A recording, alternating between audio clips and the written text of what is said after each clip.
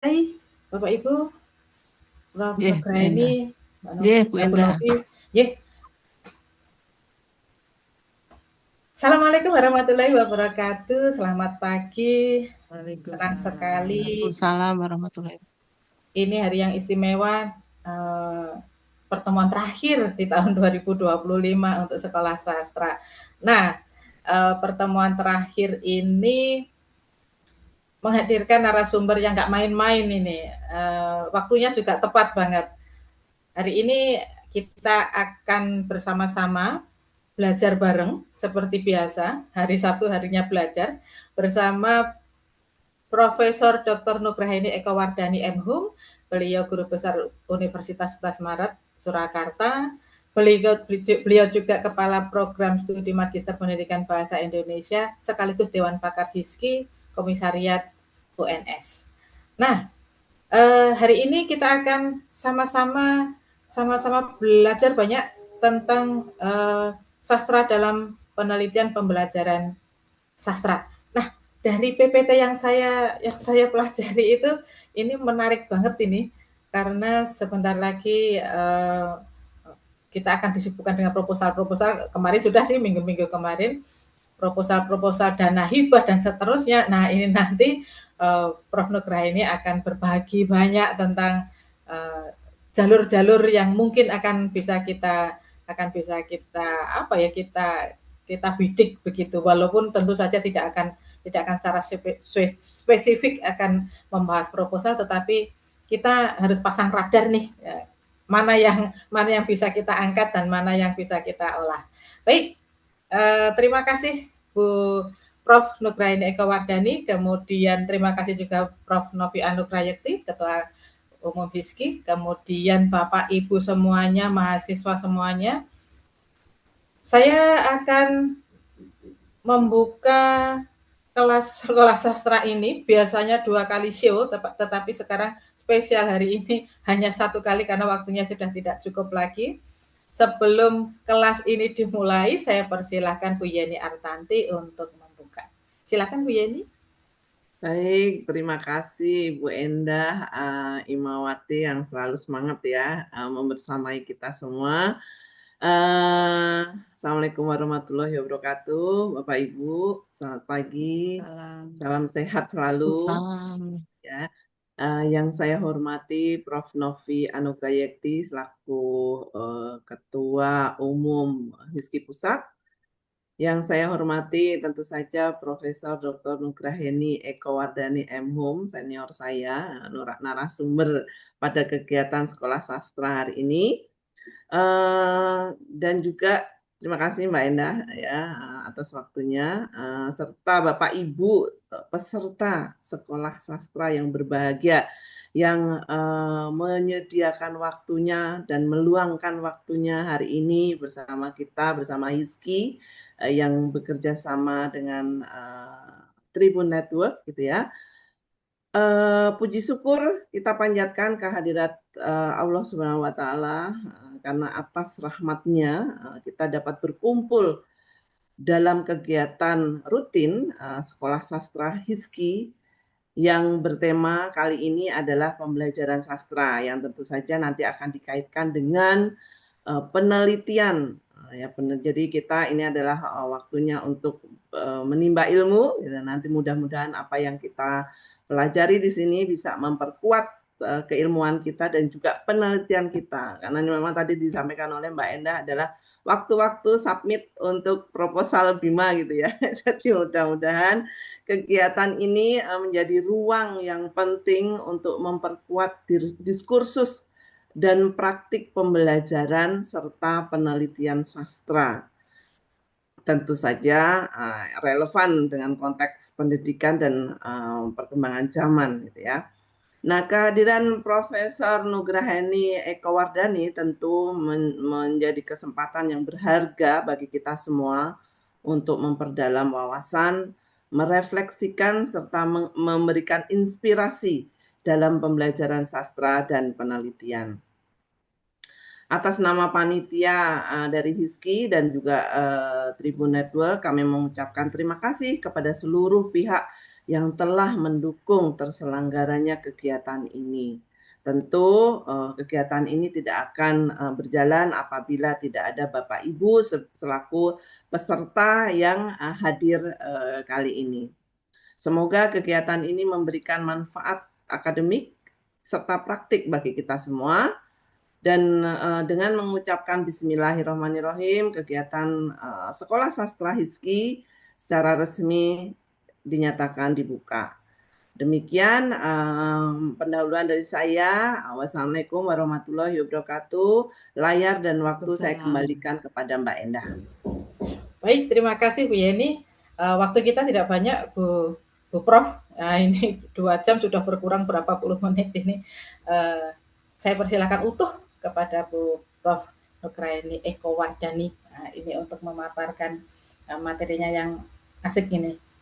Bapak Ibu dan teman-teman mahasiswa, mari kita pasang mata, pasang telinga karena materinya luar biasa. Dan nanti teman-teman panitia di belakang layar akan membagikan naskah PPT-nya Bu Profesor kita ini nanti, tapi di akhir ya. Kemudian pasti ada presensi Bapak Ibu dan teman-teman mahasiswa, tapi nanti setelah kita belajar bersama pasti akan dibagikan. Baik, saya berikan waktu sepenuhnya kepada Ibu Profesor Dr. Nugraini Eko Wardani MHum. Saya siap belajar, Bu. Silakan. Terima kasih Bu Endah Imawati atas kesempatannya. Assalamualaikum warahmatullahi wabarakatuh. Selamat pagi menjelang siang. Yang saya hormati Profesor Dr. Novi Anugrayekti. Beliau menjadi inspirasi bagi kita semua. Bagaimana beliau itu sangat aktif ya dalam kegiatan penelitian di Indonesia ya, juga dalam pengembangan HISKI sebagai sebuah organisasi profesi. Terima kasih juga kepada Bu Endah Imawati yang menggawangi ya setiap kali sekolah sastra dan masih semangat pada sekolah sastra ke-12 pada hari ini. Juga terima kasih Bu Yeni Artanti atas sambutannya pada pagi hari ini. Bapak Ibu, saya akan share PPT ya karena waktunya sudah sangat terbatas ya. Saya share PPT saya. Ini bukan saya itu menggurui Bapak Ibu ya, seperti yang dikatakan Ibu Endah ya, tetapi ini hanya berbagi saja Bapak Ibu. Siapa tahu nanti dapat bermanfaat. Sebentar ini saya share dulu.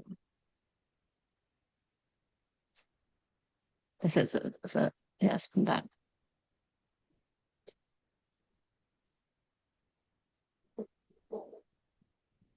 Ya, ini saya akan menyampaikan materi berjudul Karya Sastra dalam Penelitian Pembelajaran Sastra.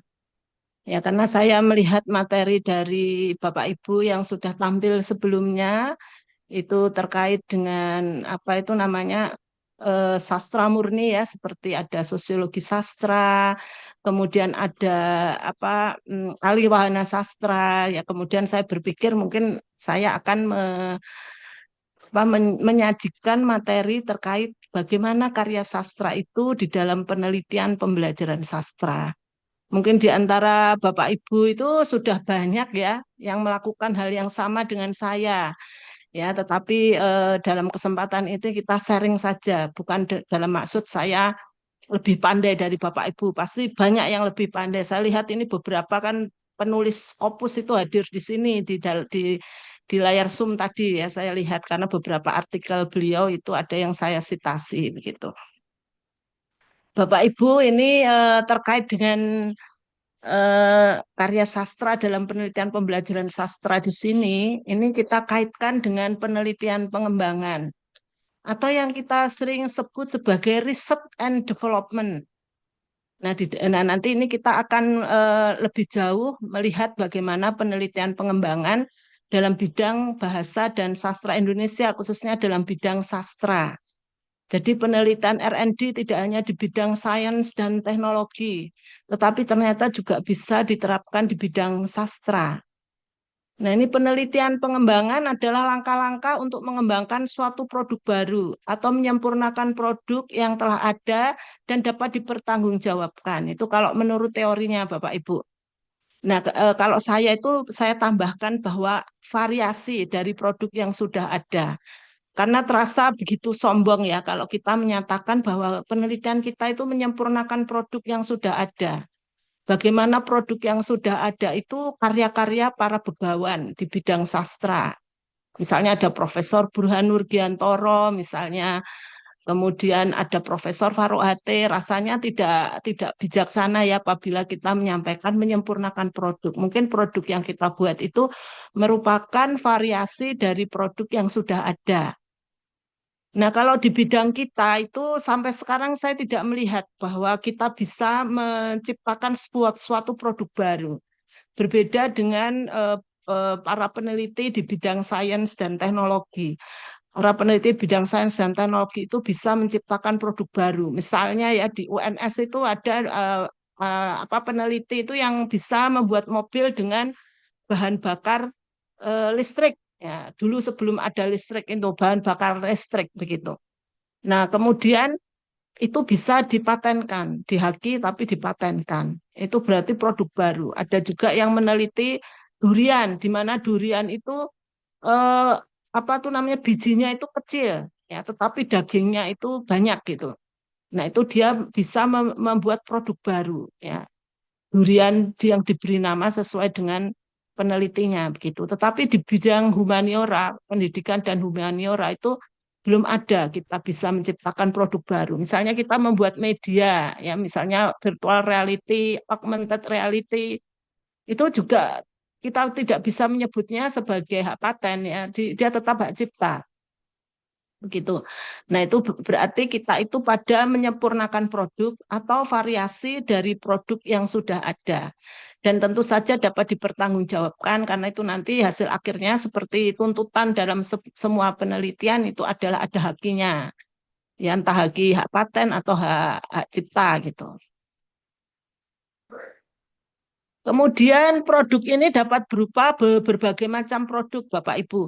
Misalnya kalau kita itu kan dosen ya di perguruan tinggi atau Bapak Ibu ada yang menjadi guru di sekolah atau dosen ingin meneliti di mana di sekolah, ya itu bisa saja. Nah ini untuk penelitian riset and development dalam bidang pendidikan dan humaniora itu ada bisa berupa benda perangkat keras.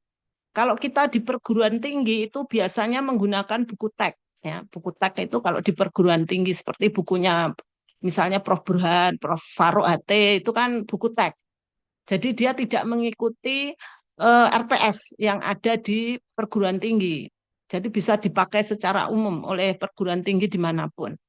Tetapi ada juga bisa kita menghasilkan buku ajar, di mana buku ajar itu mengikuti RPS kita masing-masing sesuai dengan perguruan tinggi kita masing-masing. Ya, kemudian di buku ajar tentu juga ada soal-soalnya, ya, ada pengayaannya, misalnya seperti itu. Nah, ini tergantung Bapak Ibu mau buku ajar atau mau buku teks, itu tergantung kepada Bapak Ibu masing-masing. Kemudian kalau di sekolah ya tentu saja kalau buku ajar dia akan mengikuti pada modul ajar yang ada di sekolah. Kemudian fasenya yang ada di sekolah ya, kemudian juga tujuan pembelajarannya menyangkut 4 keterampilan berbahasa. Lebih rumit di sekolah menyusun buku ajar dibanding perguruan tinggi ya. Apalagi kalau di sekolah itu nanti kita melihatnya adalah buku kurikulum dari pemerintah ya Kementerian Pendidikan dan Kebudayaan itu ataupun juga dari penerbit swasta itu ya seperti Erlangga ya, kemudian Intan Pariwara, Yama Widya itu kan juga membuat buku ajar. Nah, buku ajar yang saya sampaikan tadi sebaiknya menyampaikan buku ajar kita itu sebagai variasi dari buku ajar yang sudah diterbitkan oleh pemerintah maupun penerbit-penerbit swasta tersebut. Yang semuanya itu sudah multimodal, ya, digital multimodal ya. Ya, yang bagus itu ya apa namanya di dalam buku tersebut yang sudah berbentuk e-book digital itu di dalamnya masih ada multimodalnya itu kalau buku-buku yang ada di sekolah sekarang. Jadi kita itu tinggal memiliki barcode, nanti buku tersebut kita pindai dengan barcode ya, barcode-nya dan nanti keluar media pembelajarannya, sumber pembelajarannya itu luar biasa ya buku-buku yang sekarang ada di sekolah itu ya, di buku ajar. Nah, ini mungkin kalau kita ingin mengembangkan pada buku ajar terkait di sekolah, itu mungkin ya bisa saja kita membuat buku ajar digital multimodal ya, seperti yang dibuat oleh pemerintah maupun oleh penerbit-penerbit swasta pada saat ini. Nah, buku teks pun boleh juga itu nanti mencontoh bagaimana kita nanti di dalam menciptakan buku teks itu berbasis digital multimodal ya, yang sampai sekarang itu belum ada. Kalau e-book itu ada, tetapi bagaimana dia berbentuk digital multimodal itu di buku teks pembelajaran sastra itu belum ada ya. Kemudian ada juga buku pedoman pembelajaran itu bagaimana kita membuat panduan pembelajaran apabila kita penelitiannya berbentuk lebih pada model pembelajaran gitu. Kemudian yang kedua itu bentuknya adalah benda atau perangkat lunak. Benda atau perangkat lunak itu bisa berupa model pembelajaran ya Bapak Ibu. Bapak Ibu yang bukan dari pendidikan itu mungkin tidak pada model pembelajaran atau bisa juga mempelajari ya di buku itu seperti apa model pembelajaran. Misalnya dengan project based learning itu atau problem based learning yang sekarang digunakan itu di perguruan tinggi kan sama juga ya project based learning, problem based learning gitu. Kemudian media pembelajaran ya, itu bisa dikembangkan pada media pembelajaran maupun pada evaluasi pembelajaran. Ya bisa bermacam-macam ya Bapak Ibu kita melihat bagaimana kondisi di perguruan tinggi kita, di kelas kita masing-masing, mana yang perlu untuk diperbaiki, ditingkatkan, ya diperbaiki itu kita kembangkan ya untuk memperbaiki yang kita rasa itu perlu untuk diperbaiki. Kemudian pertimbangan untuk menghasilkan produk-produk itu penting. Ya, misalnya itu di kelas kita, ya, menyangkut pembelajaran di kelas kita. Kita menggunakan bukunya si A, misalnya bab A. Kemudian ternyata di buku itu teorinya banyak sekali, teori sastra, misalnya sosiologi sastra, teorinya banyak sekali. Tetapi bagaimana mengimplementasikan teori itu kepada mahasiswa, itu kesulitan kita. Kadang kita melihat di perguruan tinggi yang satu kok beda ya dengan perguruan tinggi saya, beda lagi dengan perguruan tinggi yang lain. Jadi memaknai bagaimana meneliti sosiologi sastra itu bisa berbeda-beda. Nah, tetapi dengan misalnya kita membuat produk ya, menghasilkan produk itu adalah buku terkait teori sastra, tetapi di situ ada bagaimana mengimplementasikan teori tersebut pada sebuah karya sastra. Ya, itu bisa menjadi pedoman ya bagi eh, rekan sejawat kita sesama dosen sastra Indonesia maupun bagi bagi mahasiswa ya di berbagai perguruan tinggi untuk untuk memberi contoh implementasi bagaimana penerapan sosiologi sastra itu di dalam penelitian sastra misalnya begitu. Produk yang dihasilkan memiliki nilai ilmu, tentu saja memiliki nilai ilmu sesuai bidang kita, sastra Indonesia. Peneliti memiliki pengetahuan, keterampilan, dan pengalaman dalam mengembangkan produk ya karena memang kita dosennya dosen sastra Indonesia dengan pakaran bidang sastra Indonesia maka pasti memiliki pengetahuan, keterampilan, dan kemudian pengalaman. Kemudian kita tahu buku-buku atau media pembelajaran yang selama ini ada di bidang sastra atau evaluasi pembelajaran sastra. Adakah kelemahannya di mana? Nah, kita ingin memperbaiki kelemahan-kelemahan tersebut. Bagaimana caranya? Nah, itu merupakan tanggung jawab peneliti di bidang pembelajaran sastra. Kemudian produk belum ada sebelumnya, misalnya itu produk belum ada yang seperti saya sebutkan tadi kan itu di bidang sains teknologi ya. Kemudian kalau bidang kita produk sudah ada, tetapi kurang berfungsi baik misalnya atau juga variasi produk yang sudah ada dan sudah baik. Nah, saya itu seringkali menggunakan bahasa yang santun menurut saya, itu variasi produk yang sudah ada dan sudah baik. Tetapi ada orang itu yang mengatakan produk yang sudah ada, produknya sudah ada, tetapi kurang berfungsi baik. Padahal tanggung jawab kita kalau mengatakan yang nomor 5 itu adalah bahwa produk kita itu akan jauh lebih baik dari produk yang sudah ada. Nah, seringkali produk yang lebih produk yang mengatakan kurang berfungsi baik itu tidak jauh lebih baik dari produk yang sudah ada ya. Jadi apa namanya, lebih baik mengatakan variasi produk yang sudah ada dan sudah baik. Ini ada saya update ya. Kemudian ada 2 macam penelitian untuk research and development. Nah, dari Brock and Gold, ya, kemudian dari Dick and Carey, kemudian ada 4D, ada beberapa. Ya, ini saya sampaikan saja dari Brock and Gold itu ada 7. Jadi kelebihan penelitian research and development itu apa namanya, diseminasi itu merupakan bagian dari langkah-langkah penelitian. Ya, seperti yang penelitian-penelitian dikti itu kan mengharapkan adanya luaran, ya, adanya produk hasil gitu. Nah, ini kalau di penelitian R&D itu menjadi bagian dari apa, langkah penelitian menjadi nomor 7 tersebut. Ya. Kemudian misalnya apa ya produknya itu, misalnya artikel jurnal, buku riset, kemudian produk misalnya berupa media pembelajaran, buku teks, buku ajar, itu bagian dari diseminasi itu yang menjadi langkah nomor 7 itu Bapak Ibu. Kemudian nanti saya ya Bapak Ibu ya. Ini dulu. Kemudian yang kedua, langkah penelitian pengembangan dari Dick and Carey ini jauh lebih singkat. Ya, tetapi ada beberapa bagian yang sama. Kalau yang Brock and Gold itu menyatukan kualitatif dan kuantitatif. Jadi menurut Brock and Gold itu kualitatif yang menyatakan bahwa buku teks, buku ajar atau media pembelajaran itu sudah baik secara deskriptif ya, hasil penilaian dari pakar, dari uji coba luas, uji coba terbatas itu sudah baik. Tetapi itu harus dibuktikan dengan uji kuantitatif, uji eksperimen. Itu kalau menurut siapa itu, menurut Brock and Gold ya.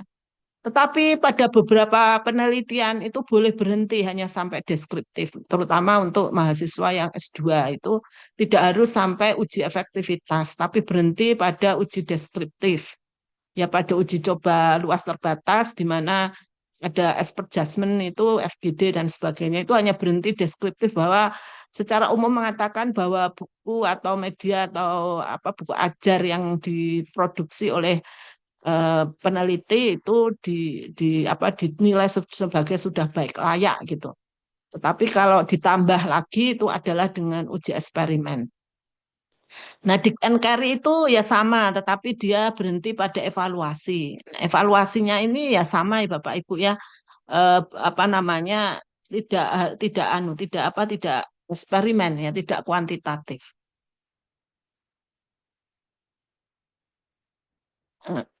Nah, ini yang perlu diperhatikan dalam penelitian pembelajaran sastra. Nah, kita itu sering bingung ya, di mana letak sastra itu? Di tengah ada swasembada pangan, swasembada air, swasembada energi yang sama sekali tidak ada kaitannya dengan sastra. Kemudian ada industri manufaktur, ya, karena ini merupakan fokus riset prioritas ya. Kemudian ekonomi kreatif dan sebagainya. Nah, itu nanti sastra itu dikaitkan dengan digitalisasi saja Bapak Ibu ya. Karena ini yang paling dekat ya. Kecuali Bapak Ibu mungkin penelitiannya bidang ekologi sastra, itu mungkin bisa dikaitkan dengan apa itu, pangan, air ya, energi mungkin ya. Tapi karena kita penelitiannya sosial humaniora dan kemudian di sini itu lebih banyak ke arah di luar sastra itu, maka kalau saya itu kemudian berarti saya ambilnya digitalisasi saja. Nah, kalau digitalisasi itu Bapak Ibu produknya adalah berupa e-book ya, karena digital itu e-book. Jadi di judulnya disebutkan e-book gitu. Ya, hanya itu bedanya nanti kalau e-book dulu memang hal baru ya Bapak Ibu, tapi sekarang kan sudah biasa. Kemudian ada flipbook ya, kemudian ada digital multimodal, itu sudah sangat cepat berubah gitu Bapak Ibu. Kemudian apalagi kita itu Gen Z, Gen X, ada juga Gen Y ya. Yang itu rasa-rasanya digital itu merupakan hal baru ketika kita sudah berusia dewasa ya.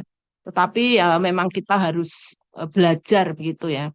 Maka kita mengikuti perkembangan masa kini bahwa penelitiannya itu yang fokus riset prioritas, yang paling dekat dengan sastra, bahasa itu adalah digitalisasi. Kemudian misalnya membuat media pembelajaran komik digital itu misalnya Bapak Ibu ada kata digital gitu ya, komik yang digitalkan gitu ya. Kemudian animasi itu juga termasuk di dalamnya sebagai digital, kemudian flipbook ya. Lalu video pembelajaran, nah itu yang terbaru, teknologi yang sekarang yang terbaru ya, itu virtual reality, augmented reality, kemudian ada virtual tour, ya yang paling baru lagi digital multimodal, ya, itu semua yang digital itu masuk di dalam buku, ya, masuk dalam buku ya, seperti buku-buku yang ada untuk anak-anak di sekolah itu semuanya adalah digital multimodal. Nah, mungkin nanti bisa Bapak Ibu terapkan untuk pembelajaran di perguruan tinggi, mungkin di Fakultas Ilmu Budaya atau Fakultas Keguruan Ilmu Pendidikan ya itu masih sangat mungkin untuk diteliti bagaimana digital multimodal itu ada di dalam buku ya, di dalam buku kita. Nah, selain diperhatikan ini ya masalah bahwa kita itu cocoknya adalah pada digitalisasi, mungkin ada yang lain ya, yang mungkin dicocokkan itu ada swasembada pangan, atau dicocokkan lagi itu ada swasembada energi atau ekonomi kreatif, mungkin Prof. Novi itu lebih ke ekonomi kreatif ya, karena industri kreatif yang dikaitkan dengan budaya mungkin, atau ada ekonomi hijau mungkin ya, karena ada ekologi sastra dan sebagainya. Kemudian yang perlu diperhatikan juga dalam penelitian pembelajaran sastra itu harus mengaitkan dengan Sustainable Development Goals. Ya ada 17 macam ya aspek dari Sustainable Development Goals. Mana ini yang cocok untuk disebutkan di dalam latar belakang masalah kita? Apakah tanpa kemiskinan atau tanpa kelaparan atau kehidupan sehat sejahtera? Mungkin kalau kita mau mengembangkan di pembelajaran di perguruan tinggi atau di sekolah itu berarti arahnya ke pendidikan berkualitas misalnya. Atau kalau kita akan mengembangkan terkait ekologi sastra berarti ada tanpa kelaparan ya, kemudian kehidupan sehat sejahtera ya, kemudian air bersih sanitasi layak. Kemudian apalagi ya ini apa ekosistem lautan, ekosistem daratan gitu. Atau mungkin nanti terkait gender berarti ada kesetaraan gender. Jadi ada aspek-aspek SDGs itu menjadi bagian dari penelitian kita. Sehingga ini akan memperkuat bahwa penelitian kita itu bermanfaat untuk Sustainable Development Goals pada tahun 2030 begitu. Ya caranya bagaimana kita mengkreasikan kalimat-kalimat kita itu supaya nyangkut-nyangkut gitu ya. Kemudian perlu diperhatikan dalam penelitian pembelajaran sastra itu juga kebijaksanaan prioritas nasional pembangunan 2025-2029 ya, Indonesia Emas itu yang dicanangkan oleh Presiden Prabowo Subianto. Nah, itu perlu juga disebutkan Bapak Ibu. SDGs nanti dikaitkan dengan Astacita. Di mana letak penelitian kita di antara 8 prioritas nasional itu? Misalnya kalau kita mau meneliti tentang pembelajaran di perguruan tinggi, itu ya nanti berarti ada di prioritas keempat itu, yaitu pendidikan. Juga teknologi ya, karena kita membuat digital ya, membuat digital pada buku tab, buku ajar dan sebagainya itu. Ataukah juga kalau penelitiannya gender berarti pada kesetaraan gender serta penguatan peran perempuan, ini lumayan banyak ya tentang gender. Ada 2 ya, kesetaraan gender, kemudian penguatan peran perempuan. Nah, ini bisa diambil dari sini, kita kutip ya Bapak Ibu. Nah, itu nanti memperkuat bahwa penelitian kita itu selain terkait Sustainable Development Goals, juga terkait Astacita pemerintahan Bapak Prabowo Subianto ya, yang direncanakan tahun 2029 sampai 2025 sampai 2029. Sementara SDGs itu sampai tahun 2030. Yang tujuannya itu adalah agar semua bangsa di dunia itu bisa maju bersama. Bangsa apa namanya maju maupun bangsa berkembang itu maju secara bersama pada tahun 2030. Nah, itu maksudnya dari Astacita itu Bapak Ibu. Nah, nanti ini perlu juga diperhatikan Bapak Ibu ini bagaimana cara Bapak Ibu saja ya mengolah kata-kata itu ya. Ya, misalnya terkait dengan pembelajaran sastra atau semua pembelajaran itu harus mengandung keterampilan abad 21, di mana ada kognitif yang di situ ada creativity thinking dan critical thinking, ya. Berpikir kritis dan berpikir kreatif. Nah, anak-anak kita itu kan kadang-kadang literasi digitalnya itu mungkin ya Bapak Ibu itu kurang, ya. Sehingga gitu dengan mudah mereka akan menerima berbagai informasi yang masuk melalui media sosial, ya. Nah, anak-anak kita ini kalau dia memiliki literasi membaca dan literasi digital, tentu akan tidak mudah untuk percaya pada berbagai berita yang simpang siur melalui media sosial. Nah, kalau mereka mampu berpikir kritis, mereka dapat memilah berbagai macam informasi, ya Bapak Ibu, ya. Kemudian juga memiliki penalaran yang tepat mengenai berbagai informasi yang mereka terima. Nah, oleh karena itu maka pembelajaran di sekolah itu, ya, karena ini abadnya abad digital itu, maka dia siswa atau mahasiswa itu diberikan stimulus untuk mampu berpikir kritis. Kemudian yang kedua itu berpikir kreatif, yaitu kreativitas menghasilkan karya baru. Nah, seringkali berpikir kreatif dan berpikir kritis itu bersama. Ya, karena siswa dan mahasiswa itu bagaimana mereka diberi pembelajaran untuk melalui sastra itu untuk mampu memecahkan masalah. Ya, kemudian menciptakan ide baru, menciptakan inovasi. Makanya mahasiswa itu sejak kuliah itu kan atau bahkan sejak SMA itu ada kesempatan untuk mengikuti berbagai macam PKM, ya, lomba-lomba terkait penelitian ilmiah itu, yaitu ya menciptakan ide baru, inovasi, kemudian memecahkan masalah secara selain kritis itu juga kreatif. Kemudian keterampilan komunikasi dan kolaborasi sebagai keterampilan abad 21 itu merupakan keterampilan interpersonal.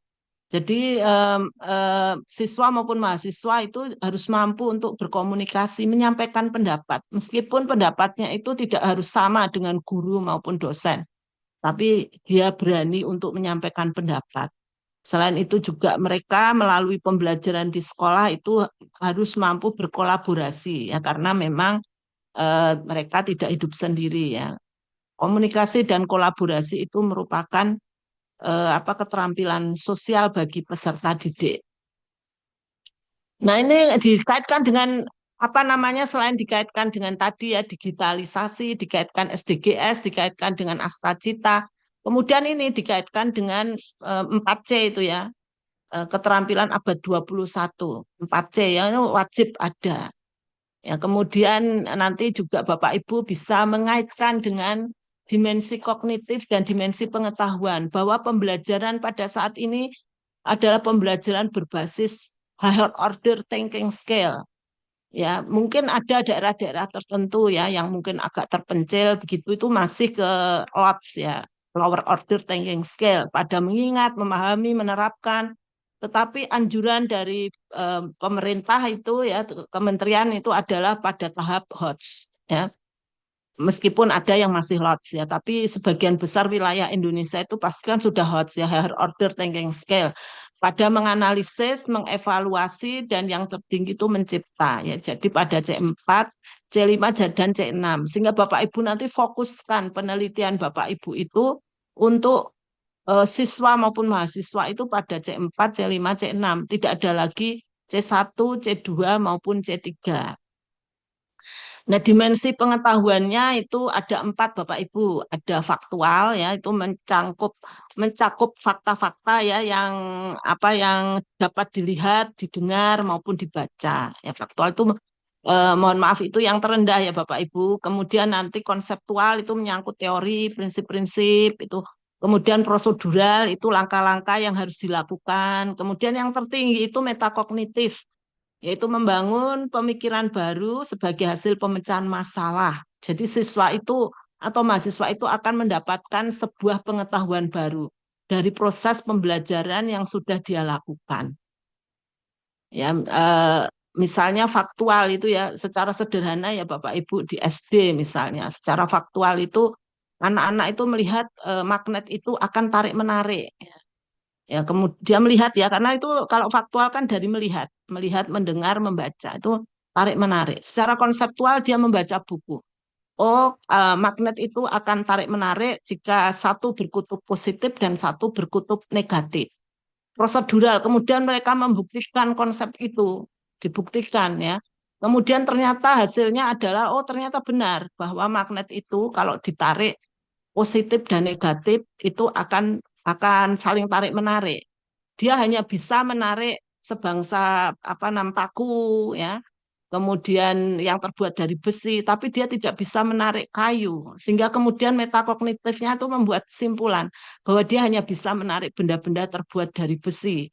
Dan yang positif dan negatif bertemu itu tarik-menarik. Dia tidak bisa menarik benda-benda yang terbuat dari itu tadi namanya dari kayu, dari kertas begitu. Nah, itu ada pengetahuan metakognitif dari faktual, konseptual, dan prosedural. Nah, C1 sampai C6 ini itu disebut sebagai dimensi pengetahuan ya, semuanya itu dimensi pengetahuan. Ya, kemudian C1 sampai C3 itu dimensi faktual ya, pengetahuan faktual. Kemudian C4 sampai C6 itu meliputi konseptual, prosedural, dan metakognitif. Ya, itu seperti itu ya Bapak Ibu. Okay. Kemudian ya itu ya, kalau kita itu ke C4, C5, C6 baik itu di sekolah maupun di perguruan tinggi, mungkin Bapak Ibu sudah melakukan ini, hanya saja ternyata yang tertinggi itu mencipta begitu ya. Kemudian perlu diperhatikan pula dalam penelitian pembelajaran sastra itu dimensi psikomotoris Bapak Ibu. Karena ada 3 ya, ada pengetahuan, keterampilan, dan afektif ya, atau sikap itu di dalam penilaian kita ya.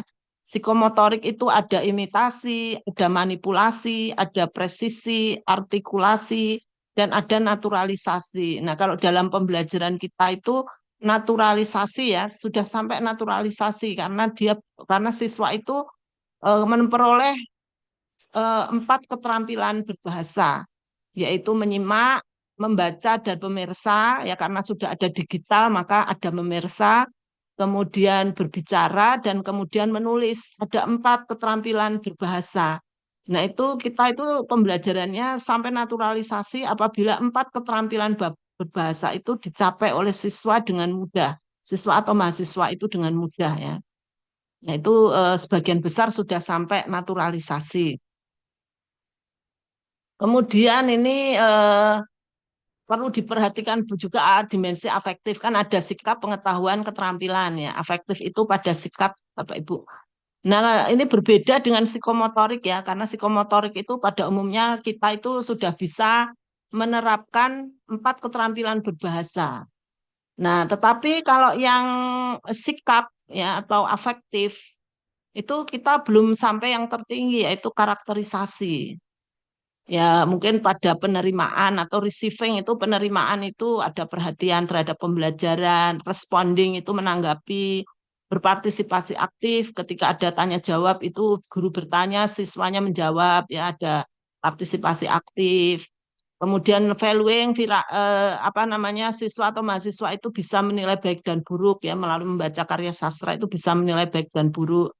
Ya, mengorganisasi, mempertemukan perbedaan nilai, kemudian muncul nilai baru. Tapi karakterisasi di mana nilai-nilai yang diperoleh ketika berada di sekolah itu bisa diimplementasikan tidak hanya di sekolah ya, tetapi juga di luar sekolah. Nah, ini mungkin juga menjadi kendala di berbagai negara ya, bagaimana sikap itu ya ketika dinilainya ketika ada di sekolah ya, ketika kalau sudah keluar dari sekolah itu sudah tidak bisa tidak dinilai lagi. Sehingga kalau di sekolah tampaknya anteng ya atau baik perilakunya, ketika di luar sekolah tawuran, nah itu karena memang sikap itu kelemahannya pada karakterisasi tadi ya, hanya bisa dinilai ketika ada di sekolah. Yaitu mungkin menjadi PR tersendiri ya untuk penelitian lanjut bagaimana sastra itu juga sampai keluar sekolah, pembentukan sikap sampai siswa itu berada di luar sekolah. Ya ini Bapak Ibu ya, selanjutnya itu kebermanfaatan sastra sebagai unsur afektif pembelajaran. Nah, ini dari LB Moody itu ya Bapak Ibu ya. Nah, ini tentu Bapak Ibu sudah tahu bahwa berarti kan karya sastra yang kita ambil adalah karya sastra yang mengandung nilai-nilai kebaikan, nilai-nilai pendidikan karakter bagi siswa maupun mahasiswa. Yang kan kita kembangkan itu adalah karya sastra yang mengandung nilai-nilai pendidikan karakter bagi mahasiswa. Ya karena ini tadi oleh HLB Moody dikatakan bahwa karya sastra itu sebagai unsur afektif pembelajaran itu bisa menumbuhkan nilai-nilai kemanusiaan. Ya. Kemudian memperkaya pengalaman dalam kehidupan sosial dengan orang lain dari berbagai tingkat sosial dan status sosial. Ya, kita bisa menghargai orang lain itu dalam berbagai multi budaya gitu ya. Kemudian menumbuhkan nilai multikulturalisme dan pengetahuan budaya, menunjang pembentukan watak dan mengembangkan cipta dan rasa. Ini betapa sastra itu memiliki tanggung jawab yang sangat besar dalam pembentukan afektif bagi mahasiswa maupun bagi siswa. Nah, oleh karena itu maka bagaimana karya sastra itu bisa membentuk karakterisasi ya sampai karakterisasi siswa maupun mahasiswa baik di sekolah maupun di luar sekolah. Nah, itu yang sampai sekarang belum pernah ada yang meneliti ya Bapak Ibu ya. Nah, yang tidak kalah penting lainnya adalah bahwa saat ini kita menghadapi generasi Z ya. Ya, generasi di mana sejak lahir itu mereka sudah akrab dengan teknologi. Ya, begitu lahir ke dunia itu orang tua langsung memotret mereka dan memajangnya di media sosial. Sehingga sejak kecil itu sudah terbiasa mereka dengan teknologi. Maka kita yang sebagai Gen X maupun Gen Y, ya sebagai generasi yang mungkin agak jauh ya dari mereka, itu harus menyesuaikan dengan kebutuhan mereka sebagai generasi generasi Z ya, yang berakhir tahun 2012 ya kelahiran sampai tahun 2012. 2000 sampai 2012 itu generasi Z yang sekarang duduk di bangku kuliah dan di SMP ya, generasi Z ini. Kemudian di bawahnya lagi ada generasi Alpha ya yang tentu saja tahun 2012 sampai 2025 sampai sekarang ini. Nah, ini tuntutannya pasti juga sama karena mereka generasi teknologi. Sehingga produk kita itu harus mengikuti selera kebutuhan generasi Z ini ya berbasis teknologi itu. Daripada kita menggunakan buku cetak ya atau yang masa-masa Gen Y maupun Gen X. Sehingga tantangan bagi kita adalah bagaimana bisa membuat produk di mana dia berbasis digital. Nah, Gen X dan Gen Y itu kan tidak dekat dengan digital ya karena baru mengenal handphone saja ketika sudah berusia dewasa. Nah, maka harus belajar ini bagaimana supaya kita bisa juga dekat dengan teknologi. Nah, saya itu pernah wawancara kepada guru di sekolah. Itu sama sekali ya dia tidak mau ya jika siswa-siswanya itu menggunakan handphone sebagai media pembelajaran ketika di sekolah. Karena dia memandang itu sebagai media sosial dan penggunaan di dalam handphone itu sesuatu yang membahayakan bagi peserta didik gitu.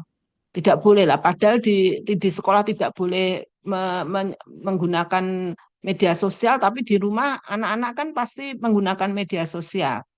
Nah, dia tidak mau dan dia memang mengatakan bahwa dia tidak paham pada media pembelajaran dengan menggunakan handphone.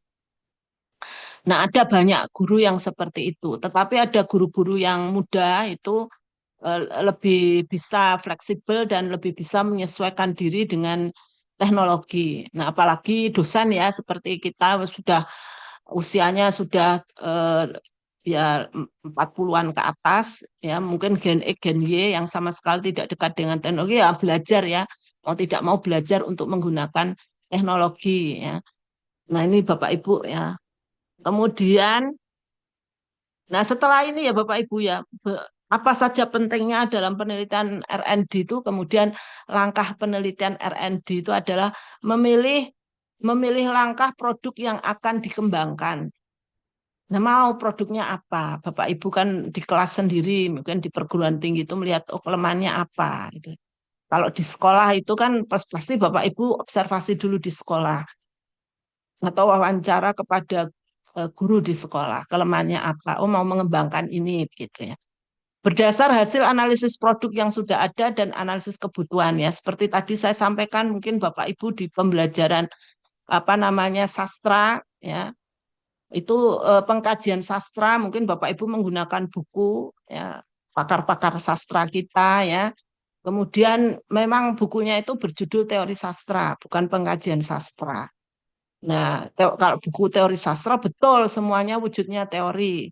Tetapi kalau dia pengkajian sastra isinya semuanya teori itu tidak betul kan harus ada bagaimana memberikan contoh implementasi teori tersebut ketika untuk menganalisis karya sastra. Nah, Bapak Ibu kemudian muncul ide, wah saya mau membuat buku pengkajian prosa fiksi, atau buku pengkajian puisi yang mengimplementasikan teori stilistika misalnya. Ya, kalau stilistika sudah Prof. Ali Imron ya, itu sudah ada apa namanya implementasinya juga. Jadi mudah untuk dicontoh ya pada karya sastra yang lain ya karena sudah ada contohnya Prof. Ali mungkin penelitian sastra intertekstualitas ya kemudian memberikan apa namanya dalam buku pengkajian sastra pengkajian prosa fiksi tersebut ada teori intertekstualitas tapi juga ada implementasinya teori implementasi teori tersebut mungkin begitu ya Bapak Ibu. Kemudian analisis kebutuhan itu ya melalui wawancara dengan guru atau dosen yang lain, dengan siswa atau mahasiswa. Mereka inginnya yang seperti apa? Gitu. Kriteria pemilihan produk yang akan dikembangkan memenuhi kebutuhan. Ya. Kemudian waktu yang tersedia cukup. Ya, pengembangan produk itu cukup. Kalau dalam penelitian DT itu misalnya kan 2 tahun Bapak Ibu. Nah itu cukup tidak waktunya untuk pengembangan produk itu selama 2 tahun. Biasanya tahun pertama itu kan Bapak Ibu pada masa itu ya eksplorasi ya pada analisis kebutuhan ya dan kemudian analisis produk yang sudah ada. Kemudian juga pada pembuatan prototipe. Kemudian nanti tahun kedua itu pengembangan prototipe ya, sampai kemudian uji efektivitas begitu. Ada 2 tahun itu cukup tidak itu untuk pengembangan produk misalnya begitu. Ya kemudian SDM yang tersedia ya tentu saja tersedia ya Bapak Ibu kan keanggotaannya itu kan pasti juga sama sesama rekan dosen yang pakar di bidang yang sama sastra Indonesia seperti itu. Ya, pada tahap ini pengumpulan data itu dengan observasi pembelajaran di sekolah atau di kelas Bapak Ibu di perguruan tinggi, kemudian juga observasi punya ya kalau dia buku atau observasi media pembelajaran yang selama ini digunakan, buku yang selama ini digunakan begitu, atau evaluasi yang selama ini dilakukan, kemudian wawancara kepada informan guru atau dosen dan siswa atau mahasiswa, kemudian analisis dokumen, ya dokumen-dokumennya ya tadi buku teks, misalnya kalau kita mau meneliti buku teks, buku ajar gitu. Nah pada saat ini perlu juga dilakukan fokus group discussion.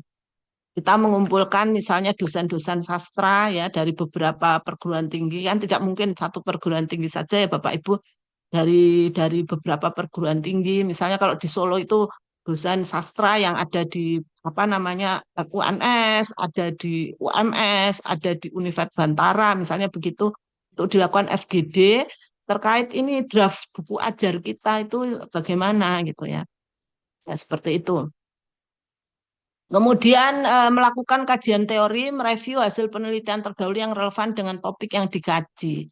Bahwa penelitian itu mengandung kebaruan, Bapak Ibu. Bagaimana supaya mengandung kebaruan ya? Itu kita lihat dari apa namanya dari artikel-artikel jurnal. Tidak harus Indonesia, bisa juga artikel jurnal Scopus.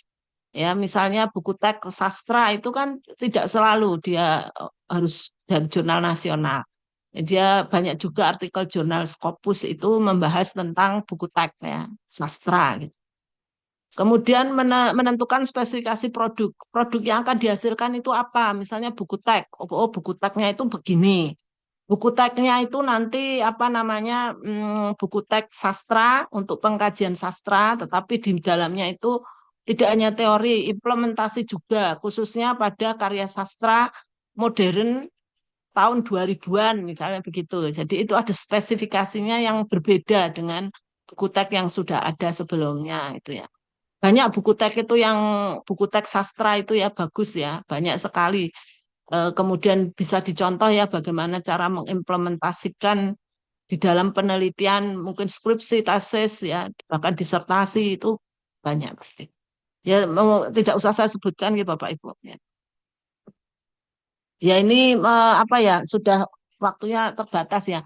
Kemudian mengembangkan prototipe, ya prototipe buku teksnya draftnya maksudnya itu draftnya itu di apa disampaikan ya, disusun sedemikian rupa, kemudian di FGD-kan, menghadirkan expertnya kalau buku teks ya ahli buku teks, ahli sastra yang doktor ya, dosen doktor gitu.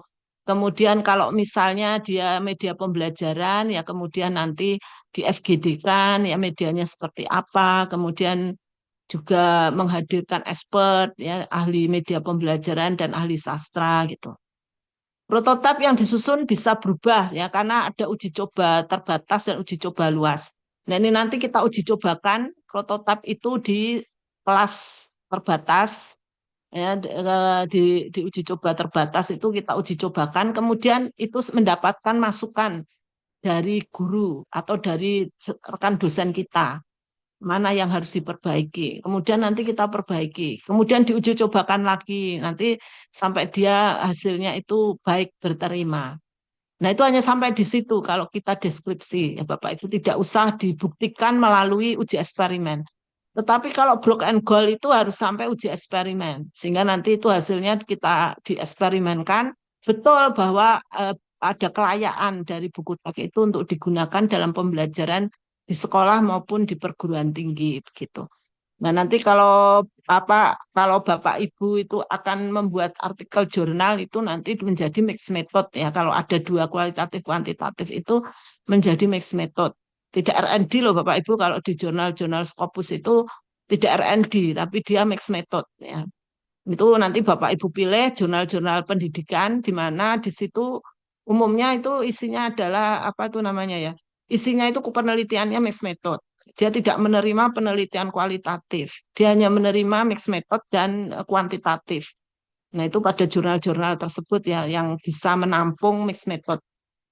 Ada juga yang kualitatif, ada jurnal-jurnal kualitatif, tetapi yang khusus mixed method dan kuantitatif itu ada. Dia sama sekali tidak mau menerima yang kualitatif. Kemudian menguji kelayaan produk tadi, ya seperti yang saya katakan, draft produk disampaikan diuji coba di kelas, kemudian ada monitoring evaluasi dari rekan kita, dosen atau guru, kemudian nanti ada masukan direvisi, kemudian diuji cobakan lagi, direvisi sampai produk itu dianggap baik. Seperti itu ya Bapak Ibu ya singkatnya. Nah ini yang menguji keefektifan produk itu tadi ya Bapak Ibu. Nah, Bapak Ibu bisa hanya sampai itu uji coba luas terbatas secara deskriptif. Tetapi kalau tuntutannya itu penuh, penelitian itu harus sesuai teorinya Brock and Gold, itu berarti tahap akhir menguji keefektifan produk itu. Ada kelas eksperimen dan kelas kontrol, menghadirkan kelas eksperimen dan kelas kontrol yang kemudian dihitung dengan uji statistik. Kemudian yang terakhir mendesiminasikan produk. Ini berupa sosialisasi dan penyebarluasan produk melalui presentasi di forum ilmiah secara internasional. Itu ada tuntutan yang seperti itu ya Bapak Ibu. Jadi dipresentasikan di seminar internasional, tetapi ada juga yang tidak dikti itu tidak harus presentasi di forum ilmiah internasional. Tapi kalau di UNS itu harus ada syaratnya itu presentasi di forum ilmiah secara internasional. Kemudian artikel di jurnal Scopus ada yang syaratnya Q1, Q2, atau Q3. Kemudian artikel proseding internasional dari itu tadi ya, seminar internasional tadi menjadi proseding internasional bereputasi. Kemudian buku ajar, buku teks, buku panduan sebagai apa itu namanya luaran tambahan ya. kemudian juga media pembelajaran aplikasi yang semuanya itu bisa dihakikan Bapak Ibu. Nah, Bapak Ibu, ini contohnya ya produk pengembangan dalam penelitian saya itu ya. Karena harus berbasis digital, maka penelitian saya ada yang berupa e-book, ya e-book cerita rakyat Jawa Tengah dan Jawa Timur. Tetapi di dalamnya itu ada contoh bagaimana menganalisisnya. Ini karena untuk sekolah ya, menganalisisnya dengan strukturalisme. Karena di sekolah itu pada umumnya kan pendekatannya strukturalisme. Ya. Kemudian cerita rakyat Surakarta dan Yogyakarta. Misalnya itu ya Bapak Ibu. Kemudian ini misalnya saya juga produk pengembangannya berupa itu Bapak Ibu berupa komik ya Putri Tawang Alun dan Sang Raja itu menjadi e-komik. Kebetulan ini digunakan di perguruan tinggi untuk pembelajaran sastra lama yaitu Putri Tawang Alun dan Sang Raja. Kemudian juga animasi Legenda Telaga Pasir. Itu film animasi. Kemudian ini untuk di sekolah, untuk pembelajaran tes deskripsi itu e-komik ya, judulnya Pasar Gede Harjonegoro Surakarta. Kemudian untuk pembelajaran di sekolah, untuk teks narasi, itu Legenda Kampung Jagalan Surakarta. Itu ya, sama sekali sekolah itu tidak pernah menggunakan komik untuk dipelajari siswa. Ya sehingga ketika saya masuk ke sekolah dan di share komik itu di handphone masing-masing ya, karena kan bentuknya e-komik, ini mereka senang sekali karena belum pernah menggunakan e-komik gitu. Nah ini Bapak Ibu contoh animasinya Bapak Ibu. Ini saya perlihatkan potongannya saja ya Bapak Ibu.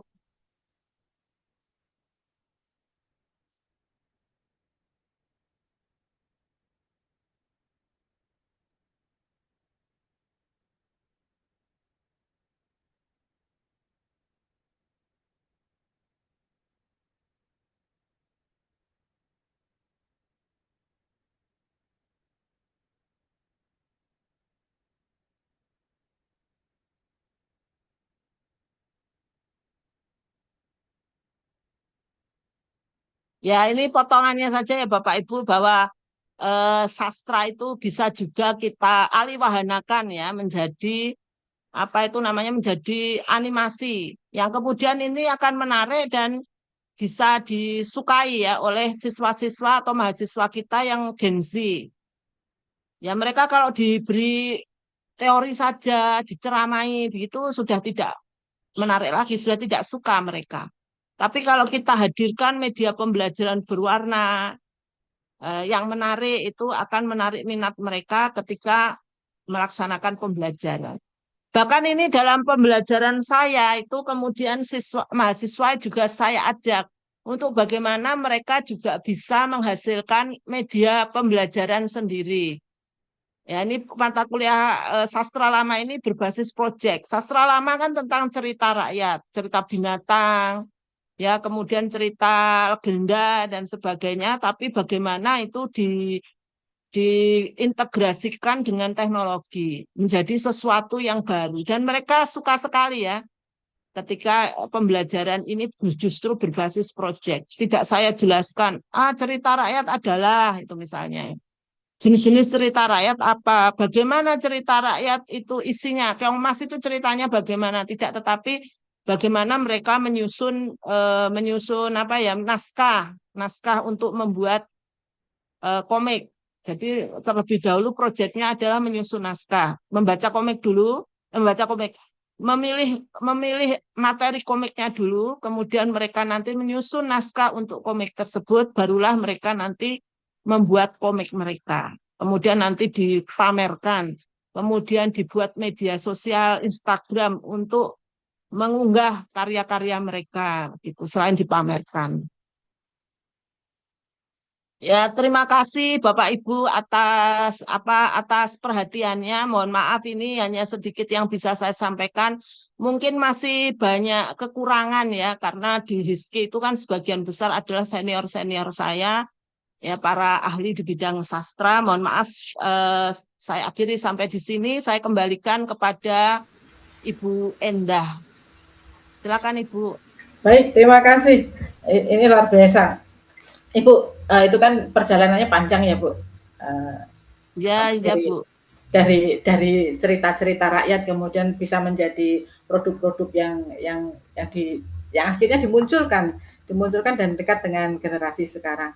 Bu, bolehkah Ya. nanti bercerita sambil kita menunggu teman-teman yang akan bertanya? Bolehkah bercerita prosesnya seperti apa itu, Bu? Kalau yang tadi kan yang terakhir kan mahasiswa diminta untuk membuat proyek-proyek seperti itu. Nah, ini kalau yang dari penelitian Bu Nugraini itu yang ada akhirnya bisa membuat komik, akhirnya bisa membuat animasi, itu prosesnya seperti apa itu? Oh ya, untuk membuat komik itu ya sama Bu. Kita kalau yang penelitian saya itu saya etnografi Bu. Jadi tidak saya mengambil dari cerita rakyat yang sudah ada. Biasanya saya menelusuri cerita rakyat secara etnografi dulu. Jawa Tengah, Jawa Timur itu saya kumpulkan dulu cerita rakyatnya dari berbagai daerah. Begitu juga yang cerita rakyat Surakarta dan Yogyakarta. Nah, lanjutannya itu digunakan sebagai media pembelajaran. Saya buat kemudian itu menjadi komik digital, di mana kita buat naskahnya lagi, Bu. Naskah ada balonnya, ada percakapannya, dan sebagainya itu diolah lagi, kemudian barulah nanti menjadi media pembelajaran komik tersebut atau menjadi animasi. Kalau Itu Bu Endah. Ya, Bu, kalau anak sekarang melihat kan paling-paling, oh itu kan cerita, misalnya cerita Timun Mas itu kemudian dibuat menjadi berbeda saja ininya, apa wahananya berbeda saja. Ternyata enggak kan, prosesnya mulai dari etno tadi, dan itu yang menguras energi besar itu kan ada di sana. Nah, Bu, Ya, kalau untuk mahasiswa nih Bu, itu kan untuk Bu Nugra ini nih. Kalau untuk mahasiswa nanti seperti apa, minta tolong ada step-stepnya dipaparkan ya Bu, supaya kami juga bisa bisa menerapkan itu pada mahasiswa. ya. Tunggu Bu, sebelum Bu Nagra ini menjawab, saya ke Pak Safarudin nanti setelah itu nanti monggo Bu Nagra ini berbagi kisah kepada kami. Pak Safarudin, silakan. Pak Safarudin Marpaung, silakan. Minta tolong diberi akses untuk suara Pak Safarudin Marpaung. Minta maaf Bapak Ibu ya, ini memang prosedurnya agak ketat karena memang belajar dari pengalaman, jadi memang semuanya di Oke, terima kasih sudah, sebelumnya. Ya, mohon maaf, saya off kamera boleh? enggak apa-apa. Takutnya sinyal kurang mendukung. Saya terlambat tadi masuk, tapi nggak apa-apa, saya sudah bisa menangkap dari akhir pembicaraan yang disampaikan oleh baik narasumber maupun moderator kita pagi hari ini. Perkenalkan, saya Saparudin Marpaung, saya sebenarnya guru SMA. Meskipun saya membidang studi bahasa Inggris, tapi saya tetap aktif terlibat dalam sastra Indonesia. Nah, yang menjadi mungkin nanti mohon diberikan pencerahan kepada saya nantinya juga kepada guru-guru di daerah. Selain dari aplikasi Canva, mungkin ya untuk pembuatan komik yang bisa saya tangkap dan pernah juga saya lakukan kepada peserta didik di tingkat jenjang SMA, apakah ada lagi pengalaman dari Ibu narasumber yang bisa diterapkan kepada peserta didik di level SMA dalam hal pembuatan mungkin katakanlah video animasi, namun dia masih apa ya saya bilangnya bersifat mudah diikuti dan mudah kreasikan oleh peserta didik di level SMA dan mahasiswa. Kalau mungkin komik, saya pikir fiturnya juga menarik, namun setingkat lebih tinggi itu bisa kita berikan dengan video animasi yang bersuara. Mohon diberikan pencerahannya. Terima kasih. Baik, terima kasih Pak Marpaung. Bu Nugraini, ini asik nih ada guru SMA yang ikut diskusi ini, dan ini pasti akan penyebarannya lebih cepat ini untuk ke para siswa. Silakan Bu. Ya, mungkin dikumpulkan dulu pertanyaannya ya, Oh Bu. begitu, ya sudah. Oh ya, Eh, ini sama seperti yang ini sih, seperti pertanyaan tadi sih Bu, bagaimana sih prosesnya step by stepnya kalau untuk mahasiswa. Nah ini kan yang Pak Marpaung kan untuk anak SMA, ini seperti apa? Kalau Pak Marpaung kan selain Canva kita bisa menggunakan cara cara seperti apa? Nah, dua-duanya bisa dijadikan satu ya Bu. oh ya, Bagaimana step-stepnya untuk mahasiswa, kemudian bagaimana juga untuk uh, anak SMA. ya. Silakan. Baik. Karena untuk pembelajaran itu kan tidak hanya guru atau dosen yang aktif, tapi siswa dan mahasiswa pun harus aktif. Sehingga bisa kita rancang pembelajaran itu berbasis proyek. Ya, karena kalau kita hanya menjelaskan kan kadang ya cukup membosankan ya Bapak Ibu ya. Sehingga kita rancang khususnya untuk anak-anak S1 dan kemudian untuk siswa-siswa di sekolah itu adalah pembelajaran berbasis proyek. Proyek digital project learning namanya. Nah, di sini nanti kita bisa memanfaatkan Canva, Bapak Ibu. Canva itu bisa untuk membuat video animasi maupun bisa digunakan untuk membuat digital komik. Jadi tidak terus mereka itu melukis sendiri atau membuat gambar sendiri, tapi kita bisa memanfaatkan peralatan-peralatan digital itu untuk membuat komik maupun membuat video. Nah, itu mungkin nanti Bapak Ibu karena kita kan gurunya atau karena kita dosennya maka kita lebih dahulu harus belajar tentang Canva ini. Nanti kita jelaskan di kelas caranya bagaimana membuat Canva untuk komik maupun membuat Canva untuk video animasi. Nanti mereka akan menindaklanjutinya Bapak Ibu. Setiap seminggu sekali kita bertemu bagaimana ini perkembangan untuk pembuatan naskah komiknya misalnya atau naskah animasinya ini bagaimana kita ajak mereka presentasi. Setelah itu kita beri masukan. Kemudian minggu berikutnya kita tagih ya bagaimana apakah sudah dihasilkan itu naskahnya. Kemudian nanti kita bersama-sama mencermati video animasi yang dibuat oleh anak-anak dan perkembangannya seperti apa. Kemudian nanti disampaikan dan kalau sudah semuanya sudah selesai nanti kita pamerkan. Ya, sederhana saja dipamerkan di antara teman-teman satu angkatan atau beberapa angkatan yang ada di perguruan tinggi. Kemudian setelah itu nanti kita minta untuk membuat media sosial, Instagram misalnya itu untuk mengunggah karya komik mereka atau karya video mereka. Itu teknologinya menggunakan Canva, Bapak Ibu. Atau mungkin Bapak Ibu yang lain, Capcut itu juga bisa Bapak Ibu. Capcut itu bisa juga untuk membuat kartun malahan kalau Capcut itu. Kalau Canva itu bisa macam-macam, Bapak Ibu bisa komik ya. Gambarnya sudah tersedia itu. Kemudian bisa juga video animasi. Ya, kalau yang saya tadi motion picture, Bapak Ibu motion picture. Kalau motion picture itu apa ada ahlinya ya, karena penelitiannya dikti, ada biaya dari dikti, maka saya buatnya motion picture ya dengan ahlinya ya dari ahlinya itu dari BIP, ya, BIP. Demikian Bu Endah. Baik, terima kasih Bu. Ini kalau anak-anak disenggol dikit begitu, mereka melajunya lebih kencang daripada kita Bu kalau sudah membuat proyek. Memang betul, mereka lebih tanggap teknologi, cepat mereka belajar ya. Ya, tetapi kan pada dasarnya kan tetap kita pegang seperti yang tadi awalnya etnografinya itu jalan dulu, kita mencari sumbernya dulu, itu kan tetap dalam pembelajaran sastra.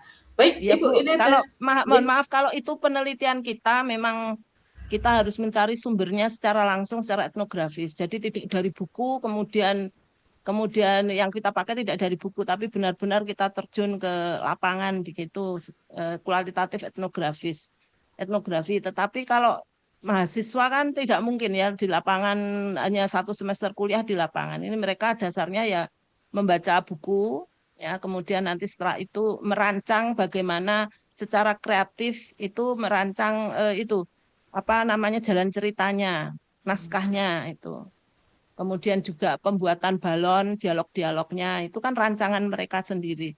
Ya, kemudian nanti barulah diaplikasikan ke Canva. Canva yang pro ya Bapak Ibu, bukan yang gratis ya. Ya, demikian.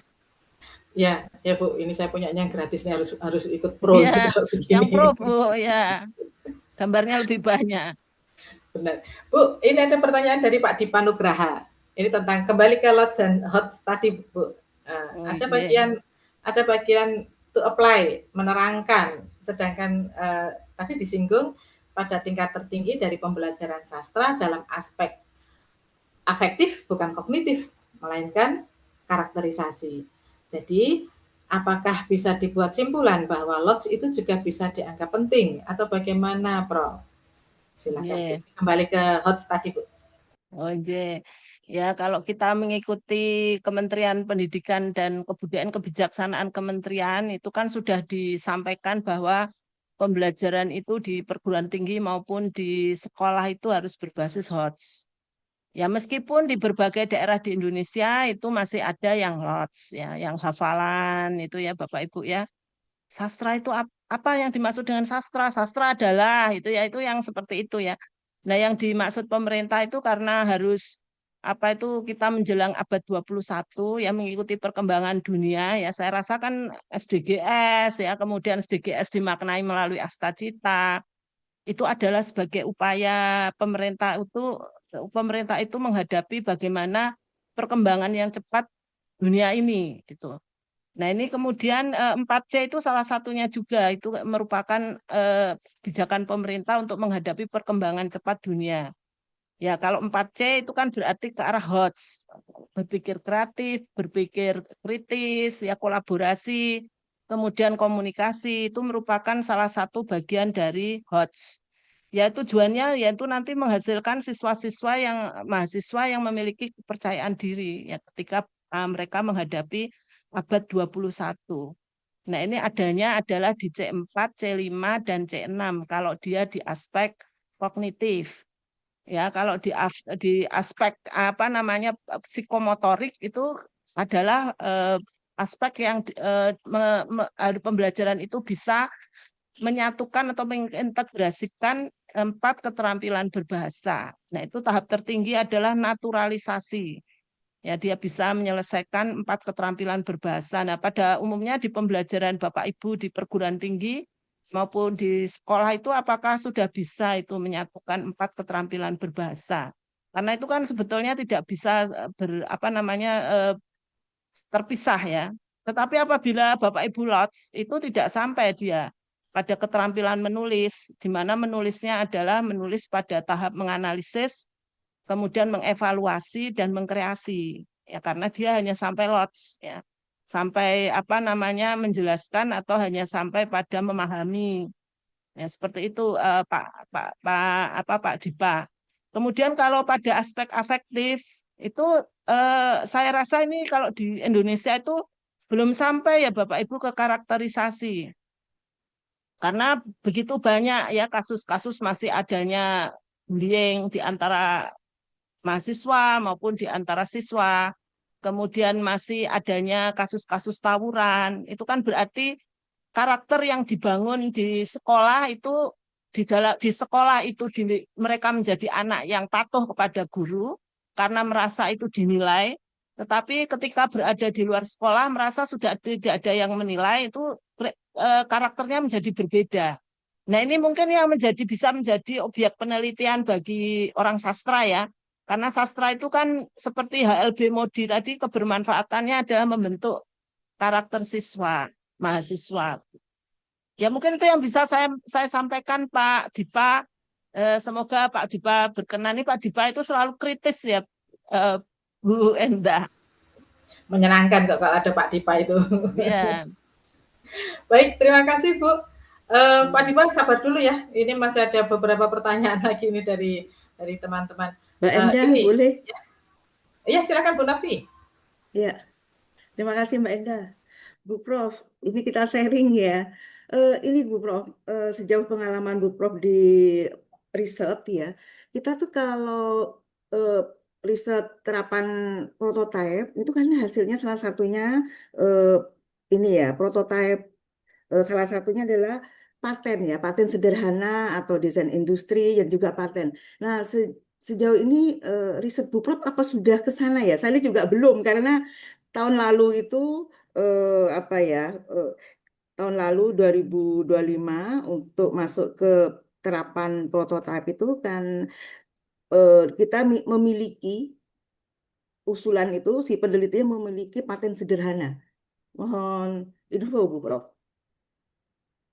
Injil, Prof. Ya, terima kasih Prof. Novi pertanyaannya. Seperti yang saya sampaikan tadi, Prof. Novi, bahwa penelitian sosial humaniora, pendidikan sosial dan humaniora itu tidak bisa sampai ke hak paten. Bisanya adalah pada hak cipta. Sehingga meskipun namanya prototipe itu kalau saya amati kalau di sosial humaniora dan pendidikan itu sama dengan draft begitu. Dan ini penelitiannya lebih ke fundamental ya, Prof. Novi. Saya rasa lebih ke fundamental ya karena dia tidak bisa menghasilkan prototipe yang menjadi hak paten gitu. Ya, Tapi kalau model berarti kan menjadi model, Prof. Tidak prototipe. Tapi model mungkin bisa. Tapi judul penelitiannya lain ya. Kalau model apa, kebijakan apa begitu. Mungkin seperti itu gitu, Prof. ya. Tapi ini karena sosial humaniora itu tidak bisa dipatenkan, belum ada ya. Ini prototipe itu maksudnya sama dengan draft media pembelajaran yang kemudian di FGD-kan, kemudian mendapat masukan, oh ini alurnya alurnya kurang baik di penokohannya kurang memiliki apa namanya, oh alurnya kurang memiliki apa ya namanya ya, belum ada tidak memiliki klimaks misalnya, ataukah penokohannya belum dijelaskan perwatakannya dengan baik, misalnya itu adalah pada tahap prototipe yang prototipe itu mendapatkan FGD maupun pendapat dari ahli. Kemudian prototipe itu diperbaiki. Jadi prototipe itu semacam draft gitu. Iya. Nah, maaf Mbak Enda langsung ya, senyampang ini mau persiapan untuk proposal. Saya kira kita perlu untuk mencari terobosan Bu Prof ya, bahwa sosial humaniora ini bisa juga untuk mencapai pada prototipe terapan prototipe ya. Contohnya ketika kita kan sama-sama reviewer ya, mohon maaf ya. Bu Prof Nugraini juga reviewer nasional. Saya pernah ini meloloskan Mbak di apa dosen ini ya, dosen ISBI. Nah, dia tuh membuat sebuah ini apa namanya eh, apa apa Mbak Endah itu hmm, keramik ya, keramik dan batik. Nah, di situ. Nah, ukuran-ukuran itu yang kemudian dimunculkan untuk prototipe. Nah, misalkan sekarang batik campuran batik yang batik alami ya, batik batik tulis begitu. Yang dikaitkan dengan teknologi begitu Bu Prof. Nah, itu bagaimana kita sosial humaniora khususnya sastra Indonesia juga pendidikan bahasa dan sastra bisa melakukan terobosan sehingga tidak hanya eksak saja yang bisa mengusulkan penelitian terapan prototipe. Saya kira perlu kita misalkan tadi Bu Pop sudah menghasilkan buku-buku buku-buku e-book ya, e-book cerita rakyat. Nah, bagaimana kita mengembangkan ke teknologi digital gitu. Ada aplikasi demikian. Nah, itu saya juga akan mencoba ini ya, tapi sudah tahun lalu sudah masih gagal. Saya juga akan mencoba karena kemarin saya bertanya pada direktur ini penelitian di BPM bahwasanya ketika sosial humaniora akan ke prototipe terapan prototipe dia memiliki paten minimal paten sederhana. Andai peneliti ketuanya tidak memiliki anggotanya yang punya, jadi ada kolaborasi. Nah, ini perlu juga kita kita pikirkan bersama agar sosial humaniora ini bisa kalau yang disebut Prof, mohon maaf Prof Novi, kalau yang disebut Prof Novi tadi bahwa batiknya itu terbuat dari tanaman ini dan ini dan ini gitu ya, pewarnaannya ini itu memang bisa dipatenkan Prof. Tetapi patenkan ya, desain batiknya itu menjadi hak hak cipta, hak cipta gitu. hak cipta Nggih. ya Berarti betul. kan kita Nah, harus kerjasama dengan orang seni rupa ya, Prof. Ya. iya ya. Iya.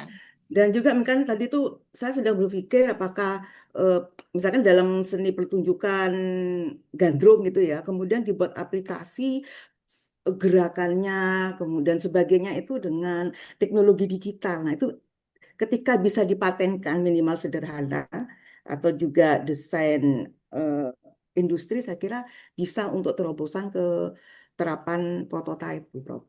Hmm. Saya kira Tapi ini kalau itu penting untuk semua kawan-kawan nggih, Mbak Endah ya. Jadi, nggih. Tapi itu kalau hanya e-book gitu nggih, Prof. Itu ya tetap hak cipta, Prof. oh iya Kemudian hak cipta video, kalau itu. video itu ya hak cipta, Prof. Maksud Kalau saya di aplikasi teknologinya itu baru di aplikasi aplikasi ya. itu baru Jadi baru apa? ya Hak kita paten. kerjasama dengan kawan-kawan yang di ilmu komputer begitu. Nggih, nggih. Kita coba untuk ke sana. Ya, Ya, terima kolaborasi kasih. tadi nggih, Prof. Iya, Ya, mohon iya. maaf nggih, Prof. Kalau masih ada salah menjawab. Enggak, kita saling Nggih. mengisi. Terima kasih Mbak Enda. Baik, baik Bu Novi. Eh, ya ruwetnya peraturan dan apa Iya, soalnya benteng kita itu di tebel banget ya, Bu. iya, Itu soalnya sangat ngapain gitu. terapan prototipe itu didominasi oleh eksak Mbak Enda. Nah, kita sosial Iya, humanara masa hanya di fundamental dan model. iya, Kan perlu terobosan. Iya. betul. Baik, Ini Bu. Prof Iya, Novi terima sebagai kasih. tokohnya ini untuk menerobos. Sama-sama ya kita ya. Penerobosnya harus bareng-bareng ini. Baik, Iya. Iya. Bu, ada pertanyaan lagi dari Pak Ahmad Ripai. Beliau mahasiswa S3 PBI UNS. Beliau mengajar drama sinema, kemudian sudah memiliki beberapa naskah drama sinema dan produk film pendek. Kemudian langkah apa selanjutnya supaya ini bisa menjadi wahana yang lebih apa ya, yang lebih berterima begitu untuk anak-anak masa sekarang. Ini beliau sudah memiliki beberapa naskah drama, sinema dan produk film pendek. Nah, setelah itu apa ini Bu Nugraini? Oh ya, sudah punya naskah ya nanti karena mahasiswa S3 ya itu digunakan untuk penelitian disertasi doktor. Nah, atau diajukan ini ya sekarang kan sedang ada pengajuan penelitian disertasi doktor kementerian, nah itu diajukan untuk itu.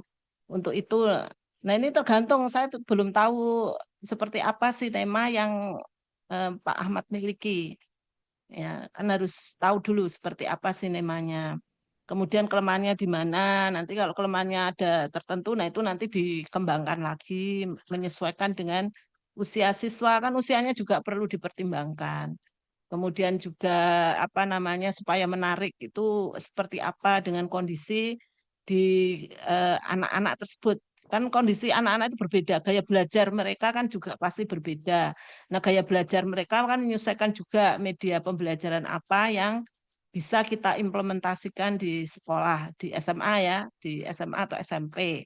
Mereka kan pembelajarannya beda dengan perguruan tinggi, mereka kan pembelajaran berdiferensiasi, gaya belajar mereka berbeda, kompetensi mereka berbeda. Nah, itu juga menentukan seperti apa media pembelajaran yang akan disampaikan kepada siswa. Ada yang kinestetik, ada yang audiovisual, ada yang audio. Itu kan nanti beda-beda juga apa yang harus disampaikan oleh guru. Ya karena diferensiasi tadi, Pak. Yang mungkin lebih rumit daripada di perguruan tinggi. Ya itu tergantung nanti seperti apa itu media yang Anda punya itu, Pak. Apakah bisa diterapkan ya tergantung tadi bermacam-macam pertimbangan tadi, Pak.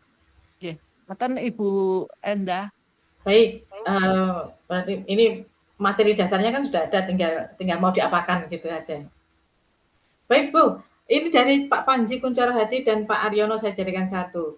Ini bagaimana karya sastra dapat membentuk karakter?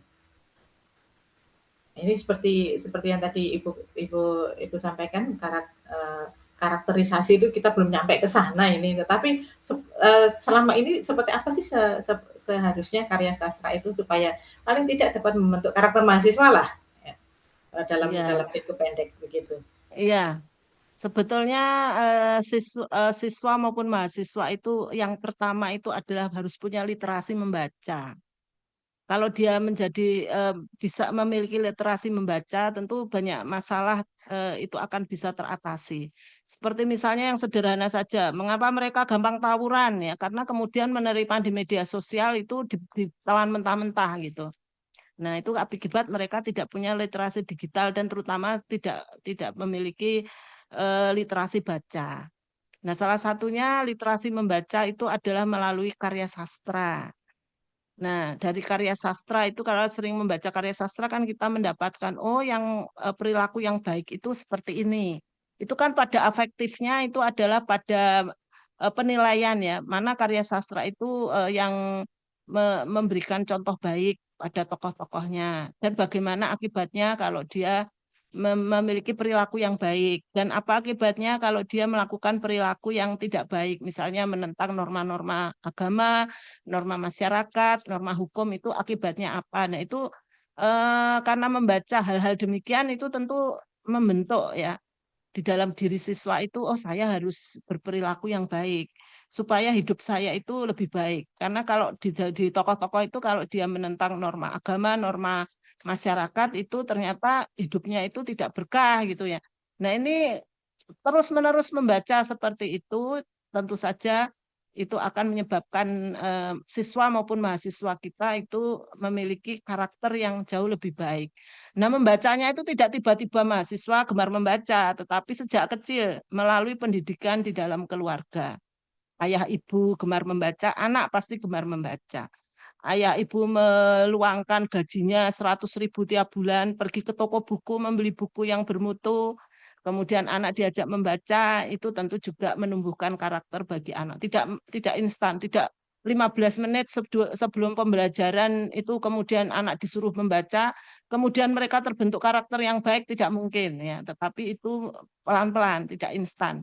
Terutama melalui pendidikan di dalam keluarga. Sepenuhnya bukan tanggung jawab guru, tetapi tanggung jawab orang tua. Ayah ibu gemar membaca, anak pasti gemar membaca. Ayah ibu tidak senang membaca, anak pasti tidak senang membaca. Kenapa sih uang 100.000 untuk beli buku? Sayang, ini untuk beli makan saja.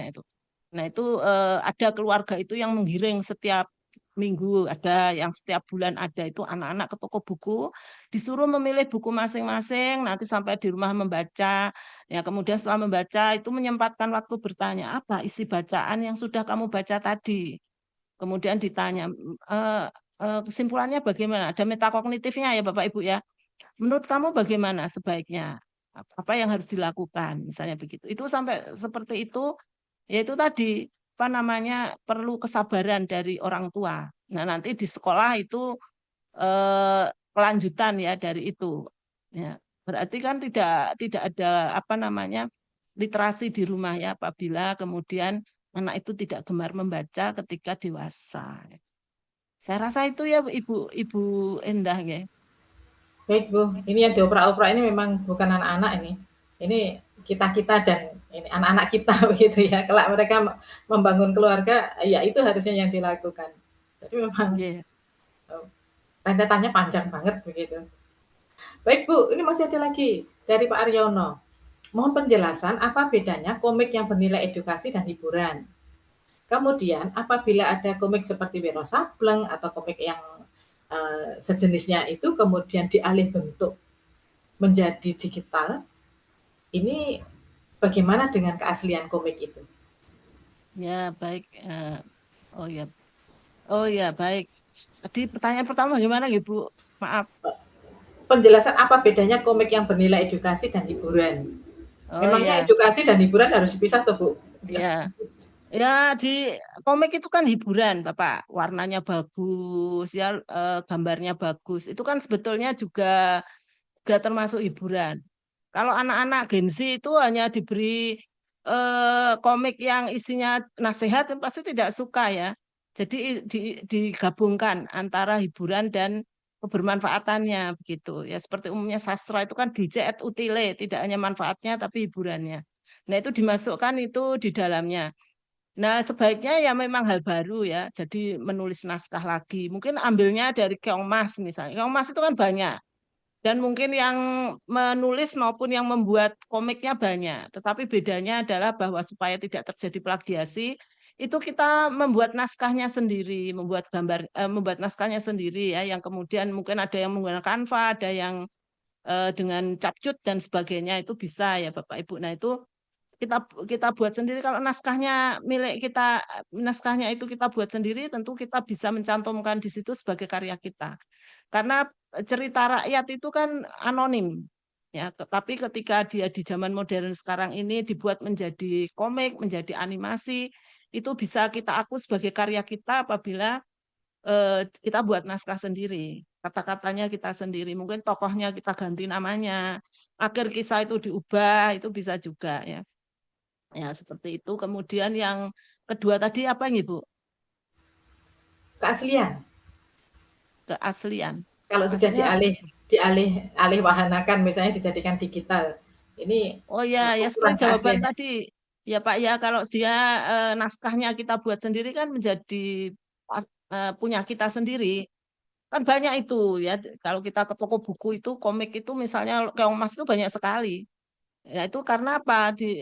Dan karya orang berbeda-beda ya. Karena apa? Karena naskahnya itu dibuat sendiri gitu. Nah kalau saya cerita rakyat itu biasanya langsung ke lapangan Pak. Jadi tidak dasarnya dari buku-buku gitu. Tapi ke lapangan etnografi. Misalnya di Solo itu ternyata macam-macam kampung itu, macam-macam desa itu mengapa dia disebut Jebres, mengapa dia disebut apa itu Kampung Sewu, itu ternyata ada ceritanya. Nah, itu kita kita data, kemudian dibuat menjadi buku, dari buku itu dialihwanakan menjadi komik, menjadi animasi begitu. Baik, Ingatan, Bu. Bu. Ini makin mepet waktunya, makin banyak yang bertanya. Enggak tadi bertanya. Baik, tapi asik ini. Pak Andrianto Kurniawan menanyakan ini, Bu. Apakah sastra masa kini bisa dijadikan bahan penelitian yang dikaitkan dengan SDGs seperti yang tadi Ibu jelaskan tadi? Oh, sastra Beliau masa ingin kini. memfokuskan pada penguatan pendidikan berkualitas sehingga hasilnya siswa bisa belajar peduli lingkungan dan belajar berkomunikasi secara santun. Ini benang merahnya seperti apa Bu kalau untuk sastra?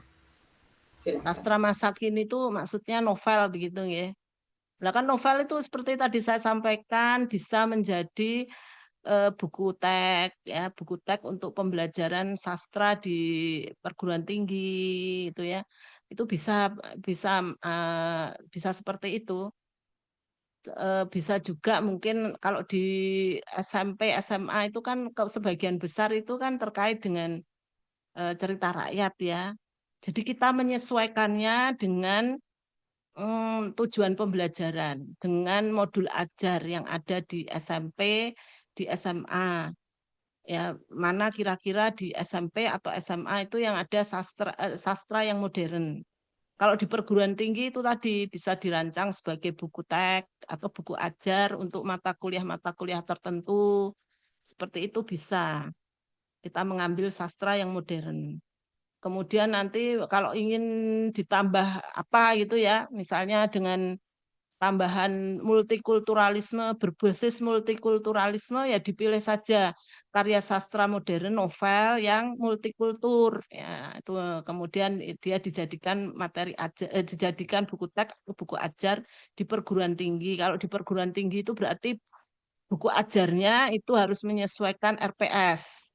Ya RPS karena khusus di UNS ya di UNS misalnya di UMS di UMS kan kalau buku ajar kan tergantung RPS-nya dosen-dosen masing-masing. Tapi kalau buku teks tidak, seperti bukunya Prof. Burhan itu kan bisa dipakai di banyak perguruan tinggi. Buku teksnya Prof. Faruk HT itu bisa di banyak perguruan tinggi, itu buku teks ya.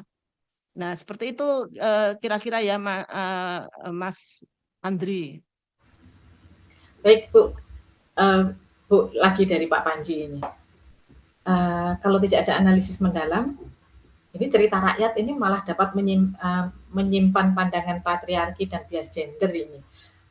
Karena orang mungkin melihat, ini kan cuman menceritakan kembali, kemudian didigitalisasi, kayaknya sederhana banget. Tapi Hmm. seperti apa sih Bu di balik layar itu sehingga tidak seperti yang ditakutkan oleh Pak Panji ini? Iya, kan kita itu ada itulah Bu, ada apa namanya? Ada naskah yang kita buat sendiri. Kalau naskah untuk yang kita buat sendiri ya itu ada apa namanya? Apa itu namanya? Critical thinking-nya dari kita, ada creative thinking-nya dari kita ya seperti itu. Jadi tidak 100% imitasi dari apa yang ada di dalam apa itu di cerita rakyat ya. Dan mengumpulkan cerita rakyat itu kan tidak mudah karena etnografi itu kan berarti mengumpulkan informan itu banyak. Sampai cerita rakyat itu betul-betul apa namanya terkumpul, cerita dari narasumber itu kita buat menjadi cerita secara narasi. Nah, setelah dinarasikan itu kita buat lagi menjadi naskah dengan balon itu ya. Balon itu bulat-bulatan itu ya, bulat-bulatan juga ada dialog-dialognya. Ya kadang-kadang kita ganti tokohnya siapa, imajinasinya ada, kan kita yang buat ya, imajinasinya ada gitu.